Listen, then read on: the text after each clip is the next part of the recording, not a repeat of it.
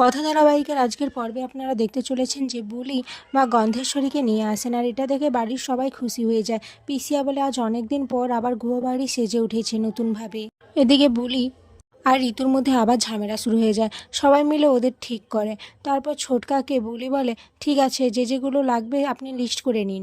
এরপর বুলি রাজারানীকে নিয়ে অনেকগুলো কাঠ নিয়ে আসে। এগুলো দেখে ছোটকা বলে, বাবা বুলি এগুলো দিয়ে কি হবে? বুলি তখন বলে, এগুলো দিয়ে রান্না করা হবে। আচ্ছা এগুলো কোথায় রাখবো? ছোটকা তখন বলে, এগুলো কোনো একটা ফাঁকা জায়গায় লুকিয়ে রাখ, অগ্নি যেন কিছুতেই দেখতে না পায়। এদিকে বুলি তো কোথাও পরিষ্কার জায়গা খুঁজে না পেয়ে ওখানেই রেখে দেয়। তখন রাজারানী বলে, আচ্ছা এই বাড়ির সবাই খুব ভালো তাই না? বুড়ি তখন বলে, হ্যাঁ সবাই ভালো, কিন্তু ওই পেঁচা আর পটের বিবি কাকিমা ছাড়া আর না হলে সবাই খুব ভালো। রানী তখন বলে, ঠিক আছে আমাকে একবার চিনিয়ে দে, ওদের ব্যবস্থা আমি করে দেবো।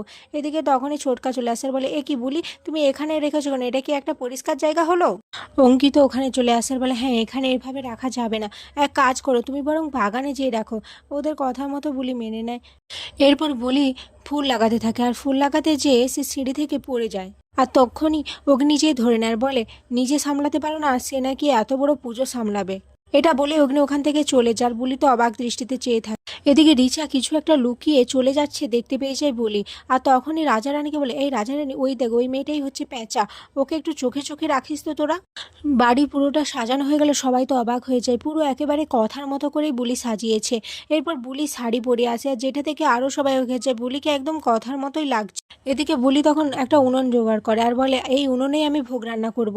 এটা শুনে তো নীলাদ্রি বলে, তুমি পারো? বুলি তখন বলে, হ্যাঁ আপনি কি ভেবেছেন আমি কিছু রান্না বান্না জানি না? এরপর বুলিকে দেখে সবাই খুব ইমোশনাল হয়ে যায়। আর তখনই কর্তা দাদু চলে আসে, আর এসে বলে, সত্যি বাড়িটা খুব সুন্দর করে সাজিয়েছো তুমি।